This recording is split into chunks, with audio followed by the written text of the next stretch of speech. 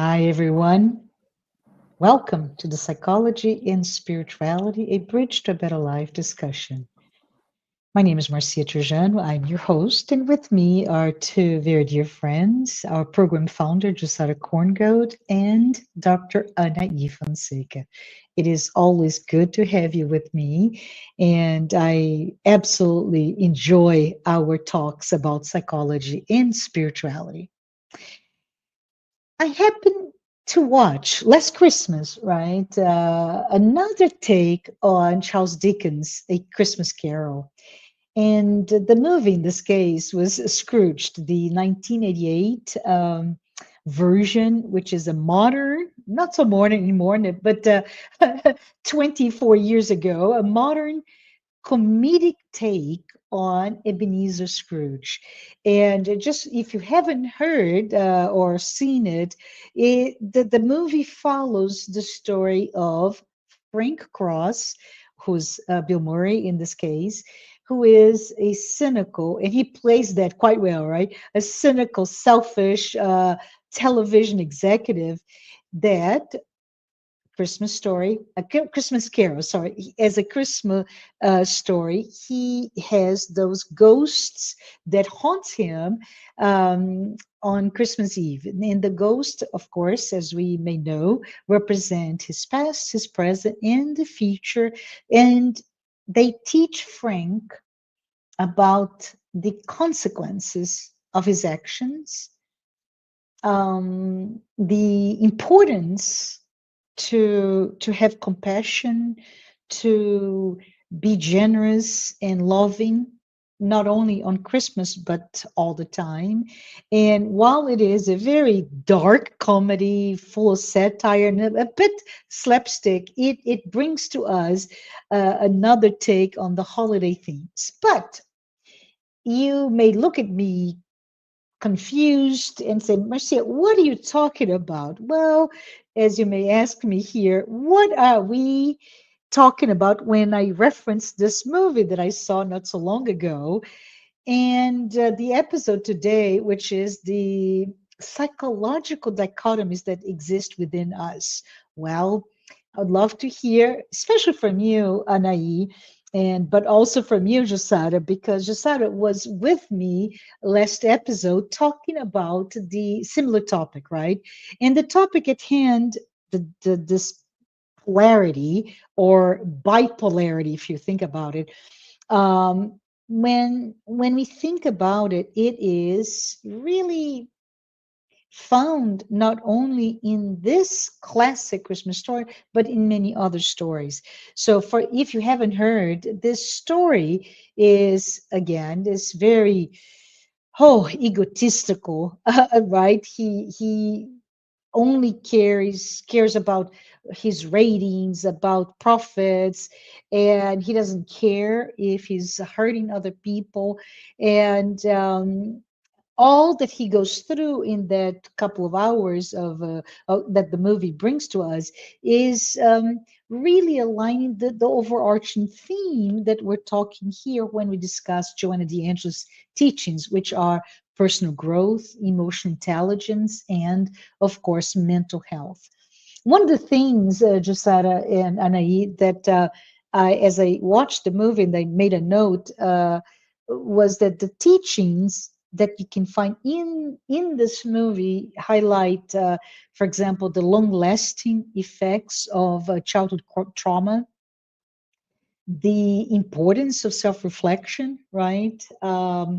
The ideas of cognitive dissonance. He doesn't see the world as everybody else around him.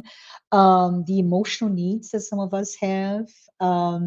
The the thought about emotional regulation or repression, the power, of course, of redemption, and as he redeems himself, we get to see the impact, for example, of altruism, of social connection, and the meaning of life. Right. So, my proposal here is: can we take it from here and perhaps talk about this bipolar nature of the human psyche. And I say bipolar, and I know I'm going to ask you, Dr. Nai, to speak from your perspective. What does Joanna de Angelis is talking about when she says bipolar nature, right? But the bipolar nature of the human psyche, as it is referenced by both Carl Jung and Joanna de Angelis, and it's really involves this interplay between the opposing psychological forces within us. What am I talking about? Well, reason versus emotion, conscious versus unconscious, all of our quality versus all of our primitive hidden impulses. And Anahy, just for your context, because I want to have a question directly to you. Last episode, Jussara, as I mentioned, and I talked about this dichotomy, but we used the example of the amazing novel Dr. Jekyll and Mr. Hyde by Robert Louis Stevenson. And it is a great book, a great story that brings to us the duality of human nature. And we mentioned in our conversation that if you think about it, the real goal of all of our personal growth and our energy put in being psychologically healthy is really in achieving that integration of our opposites, right? And when we do this, we're able to get to a point of a holistic, integrated sense of ourselves, and we achieve as a result a sense of balance, a sense of self-awareness, and emotional well-being. So I was thinking, putting the two together, our last episode, the story of Dr. Jekyll, Mr. Hyde, and Scrooge the movie, and I kept thinking that without this integration, we we live a life of fragmentation that can lead to neurosis, emotional turmoils. So today I thought maybe we could expand our discussion by Anahy, if you could bring some practical tips for us today, and maybe tell us what can we do, how can we discuss this integration between ego and self. Can you, my question to you, can you comment if you've seen the movie, right? The 1988 movie Scrooge with Bill Murray, on how that movie perhaps highlight these issues? Are there any case studies? Are there any clinical references that you can bring it to us? Can you take us on this journey to talk about our polar opposites within us? Wow. So let's not overwhelm everyone because Bring it's it down. yeah, it's so much issue. Well, first of all, it's great being to be here with you again, my dear friends, and everybody that is accompany us with this podcast. Watching us have been watching us. But the thing is, Marcia, that it's a coincidence, or we could call a synchronicity, Uh-huh. that some months ago, not far away in time, I have been to London, and I've Wonderful. seen in the West End display Oh, by Charles. wow. Beautiful performance, Uh-huh. beautiful music, and beautiful performance. And I was just wondering about that. By the way, I love the movie, and I love Bill Murray in the movie, and all the actors. They are really great. Um, and it's funny, but it's kind of tragic also, right, in the movie. But of course, when we go directly to Charles Dickens, it was in 19th century. Can you imagine that, Yes. right? And we are in the 21st century, and so 2 centuries apart, and it's Mm-hmm. so up to date. It's Mm-hmm. so we are living the same thing, actually. Mhm. Why is that? So I think to put everything together, I would like to start invite everyone to think about consciousness. Mhm. Psychiatrists, psychologists, neurologists, neuropsychologists, and neuropsychiatrists, we are all talking a lot about consciousness. Mhm. And we have this wonderful light teacher, I like to call her Joanna de Angelis, helping us to expand and showing us the way to research in the medical and psychological field about consciousness. And why is that so important? Because this is mental health, this is growth, you know. So one of the things, the first things that we would ask ourselves, why Joanna de Angelis talk about bipolar structure, and Jung actually too, Mhm. bipolar structure of our our of our psyche, Yeah. because we function in this way. Um, we have been talking here, and I invite everyone to go look to other some previous conversations about the ego and the self. And let's not forget, in the words of Joanna Jones, not mine words, she says that the self is the basic archetype of conscious life. I love the way that she puts everything together, you know? The Mhm. basic archetype, ancient forms, right? Basic archetype of conscious life. And we are talking about consciousness, right? What is consciousness? Because we keep saying that we create our reality, we are co-creators, right? Everybody is talking about that, and about spiritual awakening.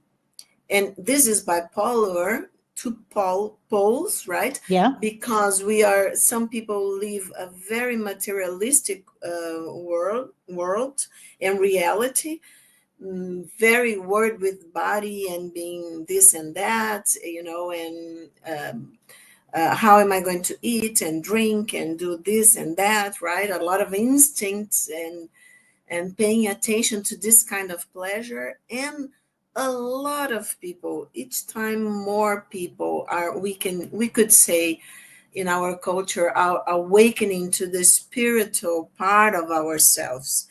And Mhm. so when we pay attention to the spirits that we are also, because we are not, we know that we are not only this body, right, of flesh and blood. And we know many of my colleagues can disagree with me. This is still an open question, but Mm. each time more research in the medical field are, you know, coming to the same point. And I keep telling everyone, go look for beautiful podcasts of near-death experiences, for instance, right? And a lot of I myself research anomalous experiences that are spiritual experiences. The way that this includes a lot of like telepathy, mediumship, and other forms of perceiving our reality and Mhm. different dimensions of our reality. So we are already, and for some decades now, researching with the science that we have today. That Correct. it's, Mm. you know, it's much more developed than in 2 centuries ago. That we are, remember, we are talking about Charles Dickens. So he was very intuitive. His knowledge was not 21st century with all research and machines that we have to, you know, to take pictures, let's say, of our electromagnetic body and forces, because we have this magnetic resonance and a lot of different instruments in the and and machines in the medical field. But why do we have all this? Because we understand, this is science, we understand that our body, the way more or less that it functions, I say more or less because, okay, we have some understanding of our DNA, But that now we have epigenetics, for instance, because we could understand better our genome and our genes and our DNA and all of that. So, okay, because of science, two, 200 years later, let's say from Charles Dickens, we are arriving at the same, at the same understanding that we have this. We are, and I would love to hear Jussara on that later on. We are an intelligent principle, right? We have consciousness. Joanna Hmm. talks a lot about that.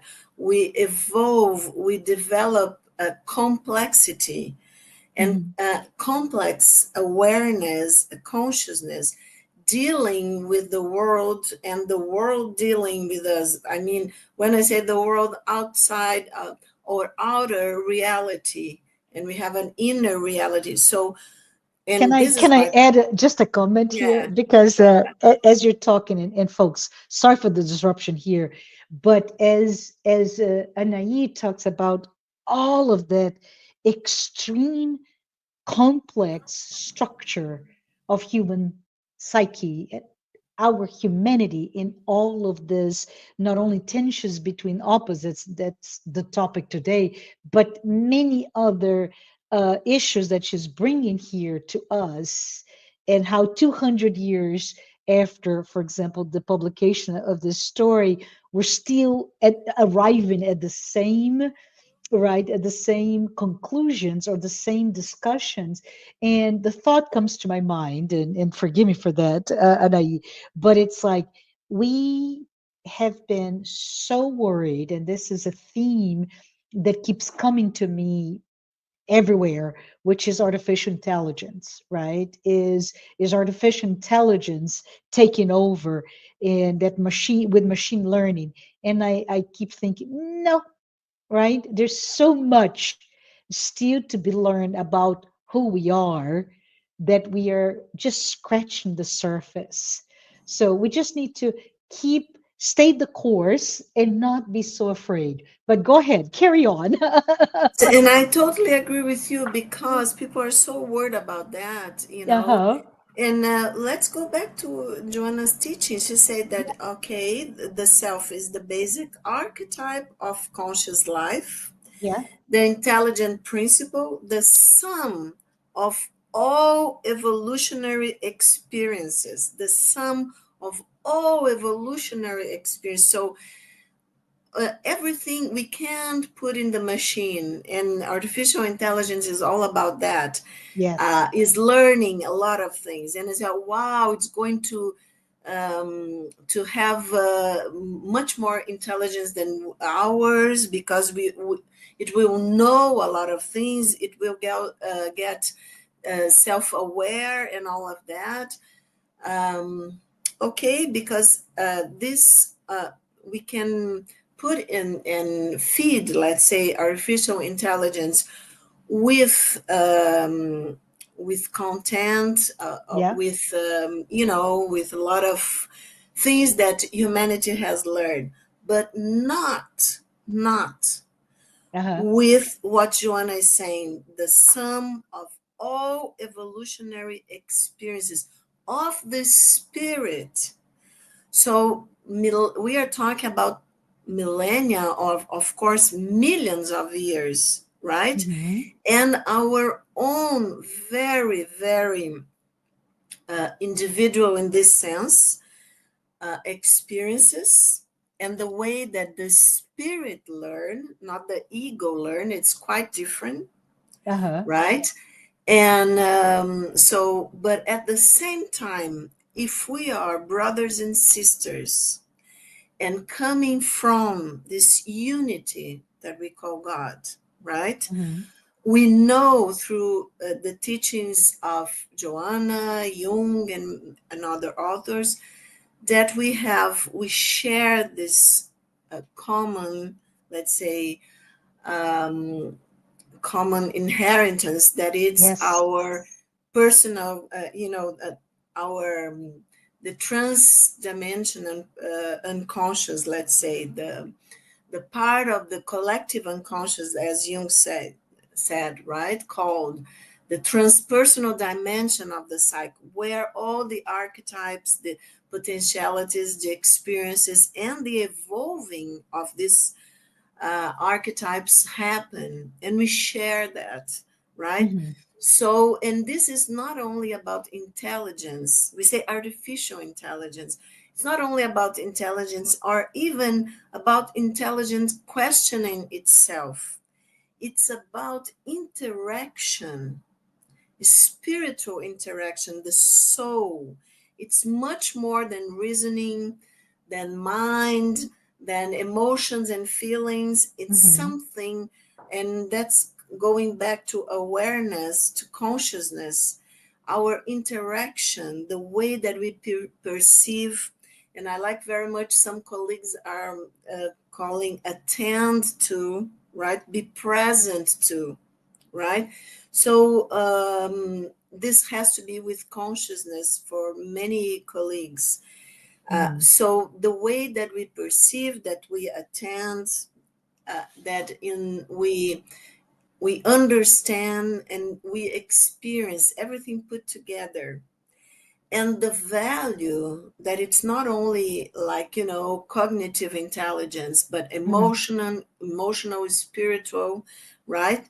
And so the moral, of course, we are talking about moral development, and I would love to go back to Jussara also afterwards Hmm. about this questioning of this evolution of moral, and that has to much to do with the development of consciousness, and also artificial intelligence, Marcia, that you talk, because I've heard some people saying, okay, you can feed artificial intelligence with all that humanity has learned, but if you don't put the moral issue, and when I'm talking moral, it's not circumstances, is not historical, or it is everything that the spirit, our souls, have come in contact, that we call spirituality, meaning, purpose.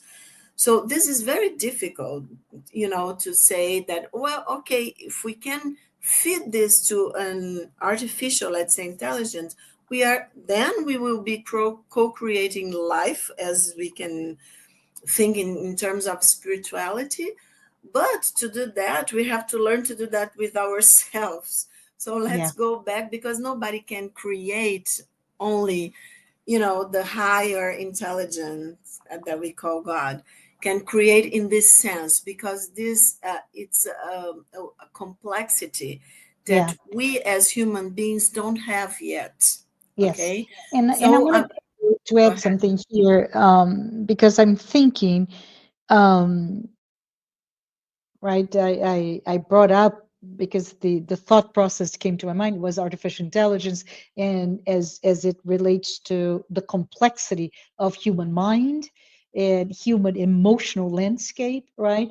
And I'm thinking now, Anahy, that the analogy of maybe what you get with artificial intelligence, which is data driven points and conclusions, to the multi-dimensional intelligence. We're talking about referencing maybe Gardner when he brought up the idea of emotional intelligence, social intelligence, all the different types of intelligence beyond the cognitive intelligence, right? So that analogy between a very data-driven, very surface level type intelligence with all the multi-dimensional intelligence that humanity has with it, with perhaps, I don't know if you buy this, but the effort, the technology and healthcare, in creating elements with technology, pharmaceuticals, etc., for physical health, right? As it relates to the holistic health that we talk a lot in this podcast, right?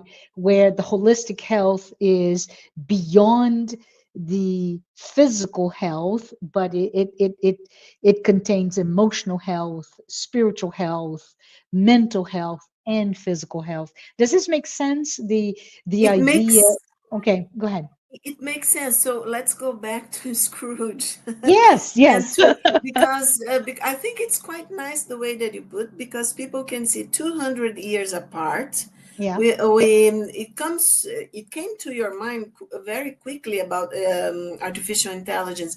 Hmm. And we are talking about Charles Dickens Yeah. in the early, I think, 1900, Yeah. right? I think it was Uh, 1840s. Yeah.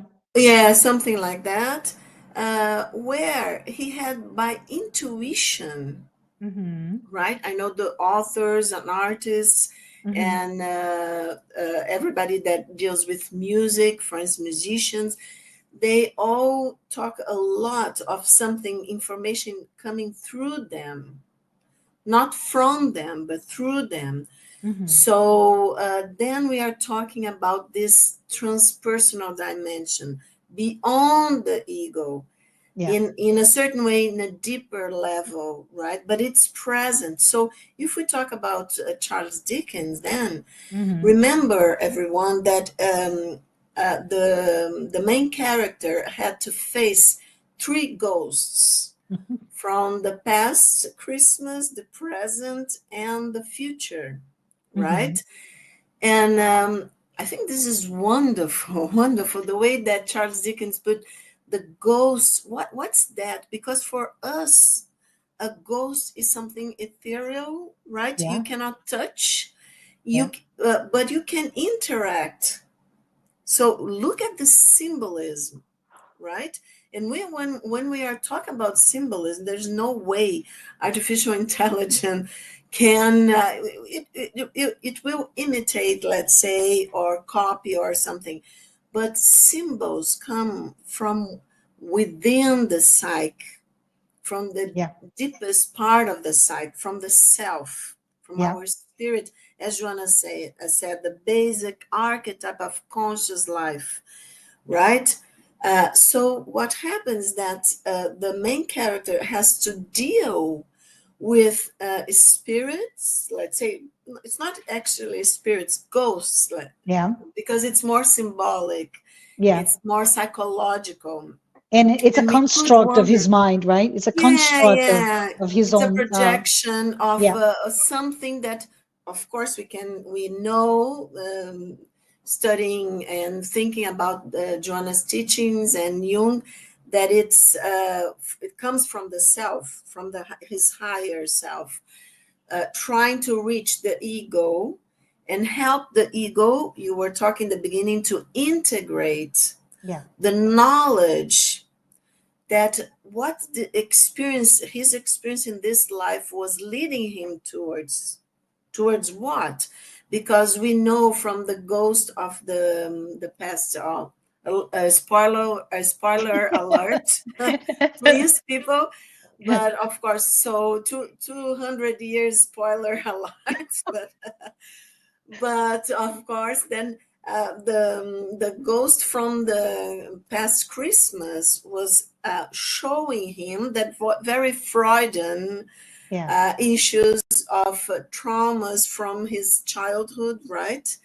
That could explain, we know that, some of his character traits, the way he was dealing with life in the present. But I think that's wonderful, because it's from what we know, psychotherapy and analysis haven't even been created by Freud. So Charles Dickens was giving us what in the future would be psychotherapy, analysis, and all of that, because we, of course, have to understand our inner child, our Yeah. traumas, childhood traumas, and things like that, father and mother, the inner complexes. But we cannot get stuck in there, because then we are not going to integrate and understand. So the ghost of the present Christmas was showing him everything that he was missing, in a sense of perceiving, having difficulty to understand in his present. And the ghost, So hey, and I love how the ghost of the present Uh, yeah, hitting him on the face. because it's like sometimes life do prepares to us the same thing. There are so many things that is they are hitting us in the face, like look at it, pay attention. So it's kind of symbolic, I think, that she keeps on hitting him on the face, slapping him to look, pay attention to the situation that is happening around you now and you're not even seeing. So hello Correct. everyone. Just started before to go back to the comment. And, yeah. Thanks, Remember this Jussara. because in Yes, the Bill yeah, Murray in the movie, right, that Marcia said, she's like a fairy, right, yes. and punching him all the time, and it's And that's the exactly slapstick, right? The slapstick nature of this comedy. But I love what you said, just said it slaps in the face, which can be uh, grotesque to some people. What's going on with this gratuitous um, violence? But it's not. It's exactly what you said. It is wake up. And we all, especially now that we're so distracted in life, we need to wake up to pay attention, as you said, Jasada. exactly. I think that's great. It's exactly that, and to pay attention, to be present, because this is awareness, and Mm-hmm, this is integrating the mm-hmm, different parts of ourselves, as Marcia was saying in the beginning, these polarities, because when Joanna talks about bipolar structure of the human being, it's not the psychiatric disease that she's referring to. It's not mm-hmm, manic depressive states or things like that. It's really the opposite forces, let's say, of our psyche inside of mm-hmm, us. And Jung says that when something it's in our consciousness, in the ego mm-hmm, consciousness, the ego gets very unilateral. He's looking towards only one direction. So the mm-hmm, self comes, or in the, of course, the self is in the controlling all of our experience, psychic experience. But what Jung wants to say is that from our unconscious, the opposite force will come, and then we will have a conflict. And then, if we don't pay attention to these opposing forces, let's say, then we have symptoms and we have neuroses and we yes, have psychiatric disorders. yeah, So it's really, really important. And I think this synchronicities, let's say, that you watch the movies, and that I had just some couple of weeks or months ago seen the play, mm-hmm, beautiful performance in the West End.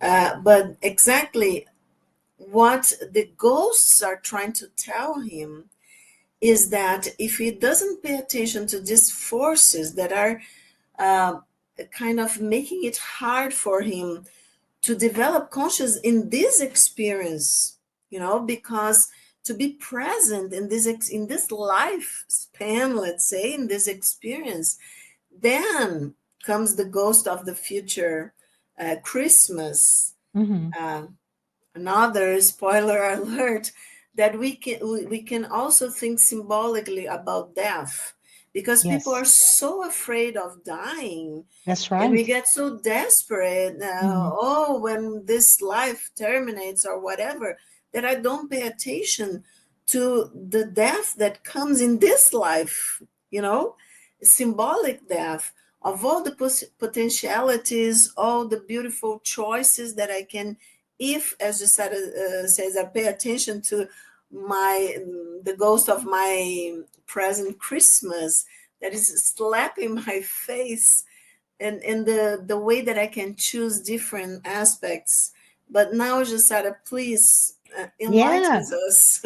And I also wanted to ask you, take this opportunity, Jusad, because wanted you to perhaps tell the audience the book that you just wrote and just got published on personal transformation, and if you could perhaps provide us using the topic of the movie that we brought about on what is the power of personal transformation, that power redemption that is displayed, because of course the story is in one day we transform, and we all know that it takes longer to that. What are your thoughts, Jussara? And can you give the title of your book as well to everyone? And the inner transformation that we just released it in it's in the United States Spiritist Federation Hmm. website and also at Amazon.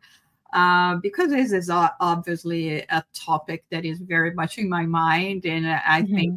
when we are talking about here, referring to this knowledge that is brought to us by the science, psychotherapy, psychiatrists, psychologists, and Joanna de Angelis. So it's very important. But to start putting all together, I was Yeah.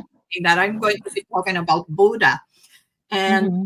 Buddha, he brings to us, there is a parable that they say the parable of the raft, where he was with his disciples, and he asked his disciples to imagine a man who builds a raft to cross a river. And Hmm.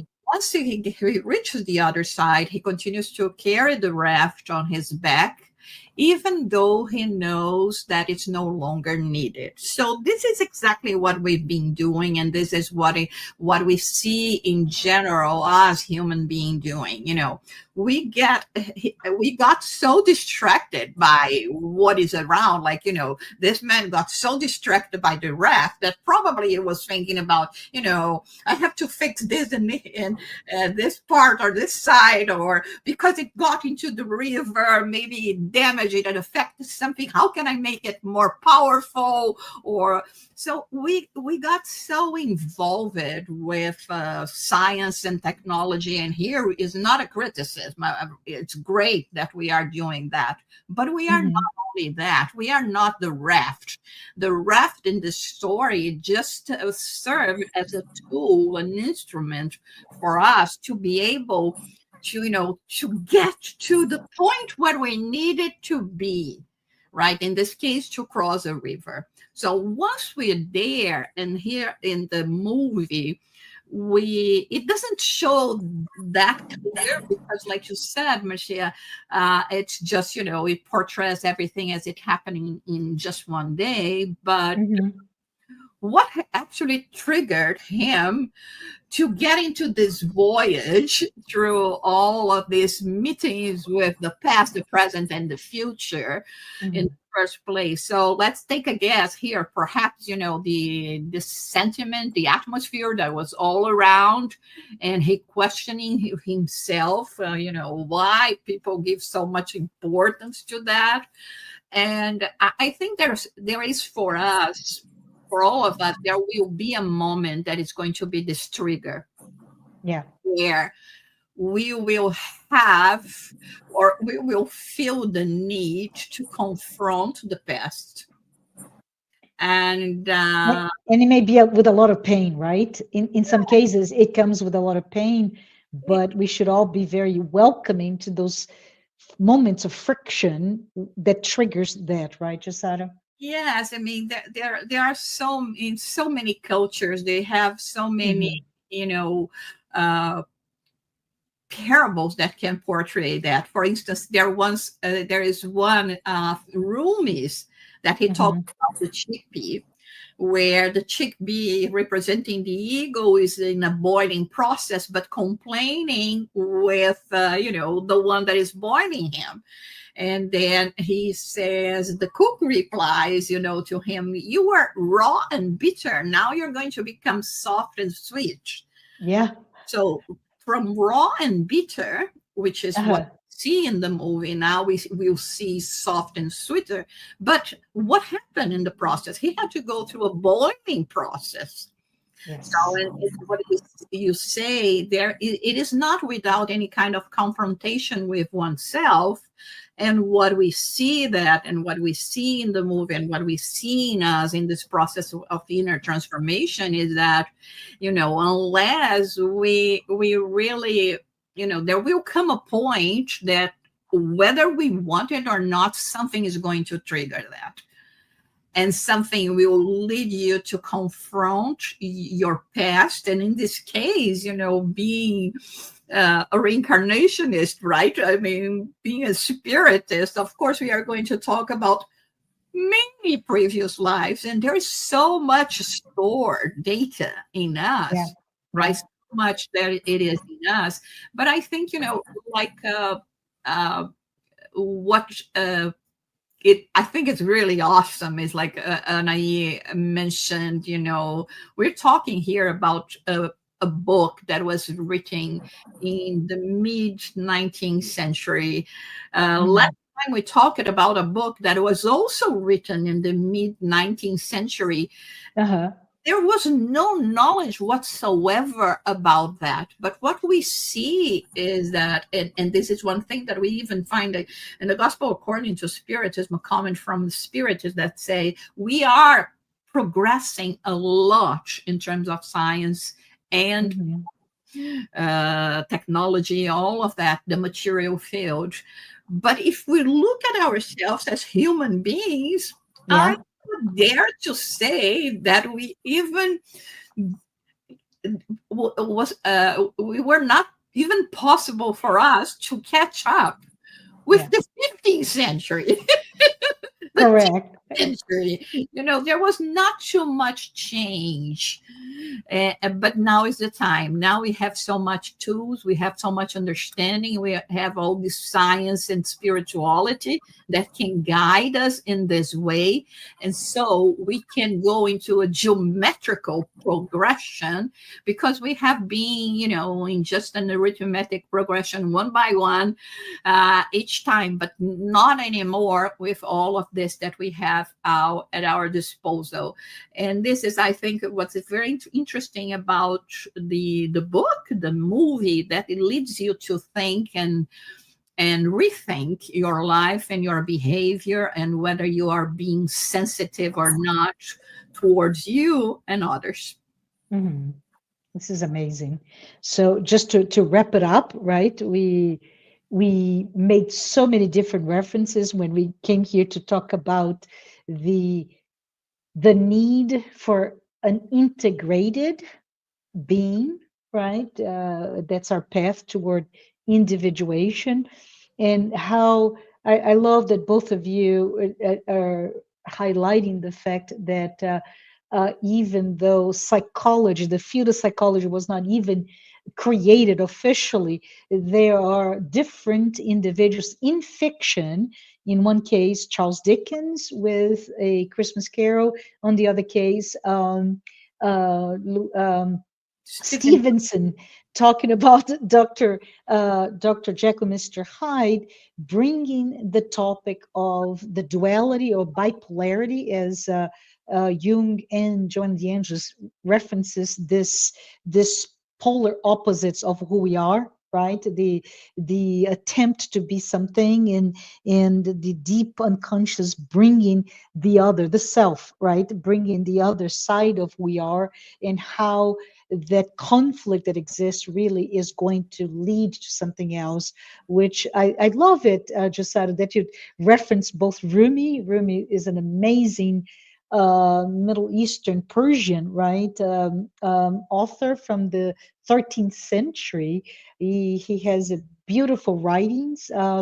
Recently, and when I say recently, about 50 years ago, we started getting in the West many of his translated work to us, but also Buddha with the story of the chickpea by Rumi, or the reft, right, by Buddha. And all of it are questions for us to perhaps be present, um, to be mindful, to be compassionate, to not be afraid. In essence, to technological advances are a gift to humanity, including artificial intelligence, but they will not substitute our humanity and incredible complexity that still incipient to us from a scientific perspective, right? And you mentioned neuroscientists, neurolinguists, neuro psychiatrists. There's so many different disciplines today looking at the very complex nature of who we are. So from here, I just say wanted to maybe just do an invitation for both of you to say what are some of the practical tips that we can have from today's discussion of our very a dual bipolar type of psyche that we have. Uh, well, we know that, and we have been talking here, that psychologically we say that we get out of a neurotic attitude when we integrate, when Yes. we accept the other pole, let's say the other psychological aspect that is in the unconscious. That's why the struggle is to become conscious of our unconscious aspects that are involved in the conflict, okay, in a very simple way, let's say. It's of course complex, but so all the meditation, visualization that also Joanna invites us to do, self-analysis, and also when we go look for therapy or something like that, it's the struggle to be in contact with ourselves. And I was listening to Jussara, by the way, I want to read your book. I'm going to look at it in the Amazon. So because it's so important, this topic, to discuss, to go deeper, to read people talking about that, with all the knowledge first that Jussara has. So the thing is that it reminded me, Jussara, when I was listening to you, what Joanna says, that she says that external evolution is easier to acquire compared to inner evolution. And it's all because of, the ego protects itself so much.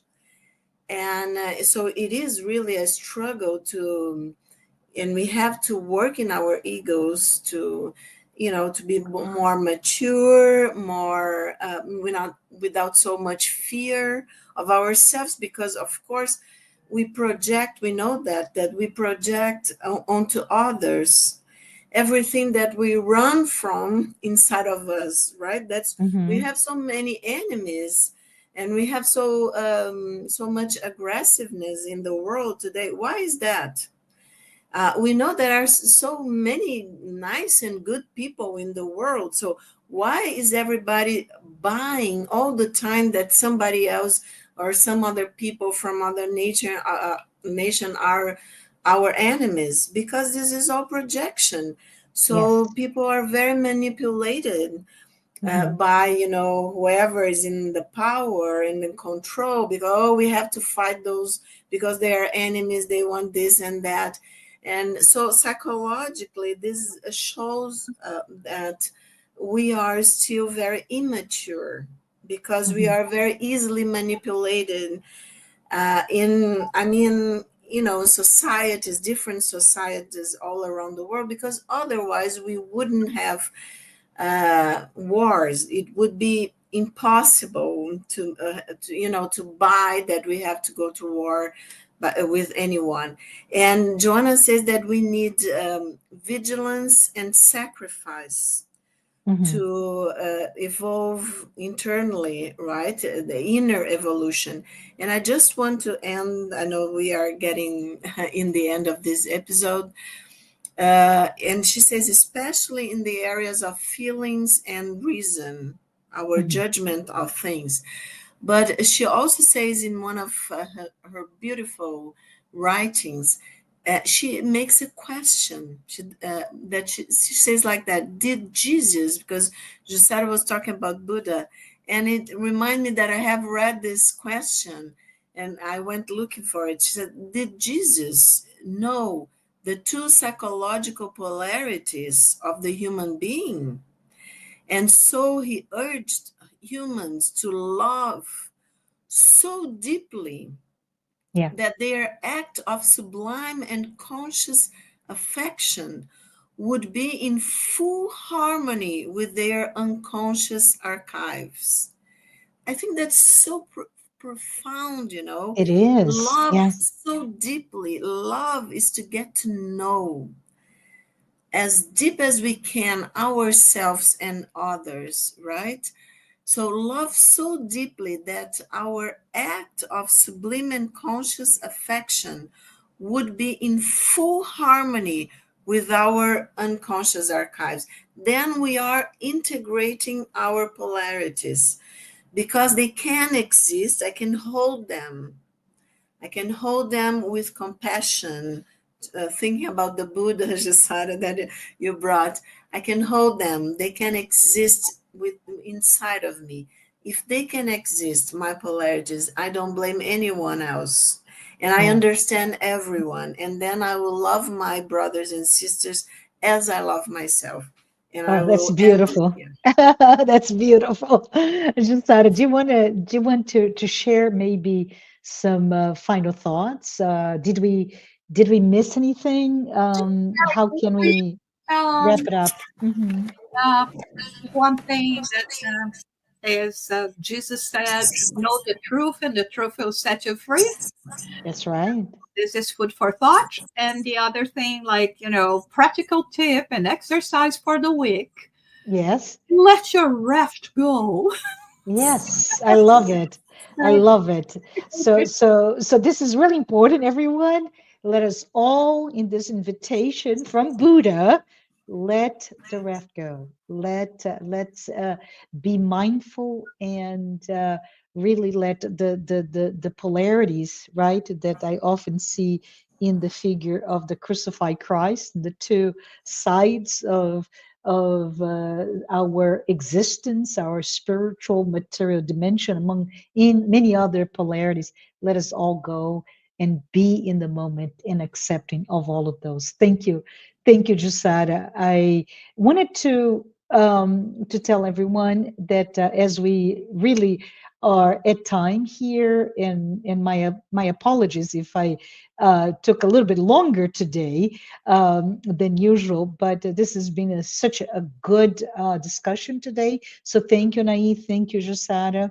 And as I go back, we spent a bit of time talking about Christmas Carol's version uh, in the 1988 movie Scrooge.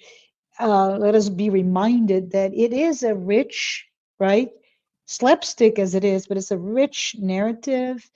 It has many psychological insights about personal transformation, right?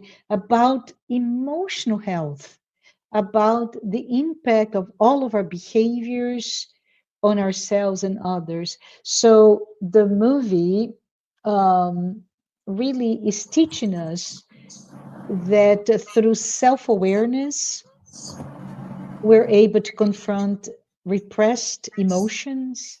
We can rethink our own values. What is our narrative, right? Is it still fueled by our um, childhood traumas? What is it that is our north of our behaviors? What are our values? How can we foster, as different as we are, 8 billion plus shades of how we understand and express empathy, but let us be empathic and kind human beings, right? Let us be better versions of ourselves, whatever we are. Let's be a little bit better, even if we all start as cynical and selfish as someone as portrayed in that movie, like Frank Cross. I like to say to all of us here that we brought this story of redemption, right, Jasada, as you bring in your book about inner transformation, but it's about also the power that we all have, um, the power of second chances. And I just wanted to finalize saying that Joanna teaches that. She teaches to embrace this journey of self integration. And so let us all take to heart the lessons as they come from many different sources, right? Buddha, Rumi, uh, Stevenson, Dickens, etc. But it is a story. Those stories are there to teach us, to invite us to this um, awareness that the more psychologically integrated we are, the more balanced we are, the more healthy we are. And it's really a great opportunity to start to embrace that. Our bipolarity, as Joanna calls it, are not signs of weakness, right? But it's really that friction that Jussara references earlier, that friction that will lead us to self-awareness and growth evolution. So we are here at the end of our episode. And again, this is just saying goodbye with this recognition that the duality that is present in our psyche, it is all present in everyone.